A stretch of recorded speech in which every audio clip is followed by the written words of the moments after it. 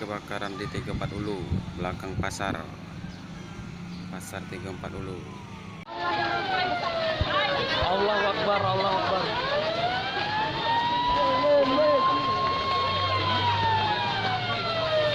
Nah, dak terkejar bang gitu. Dak terkejar demi Allah lah, dak terkejar bang gitu.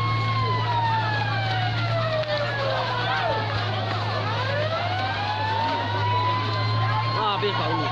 Habis Pak U, ya Allah. Sangat. Apa motor itu dah? Antar apa? Gas. Apa lagi ciksa ya Allah? Sudah biarlah ciksa, biarlah ciksa.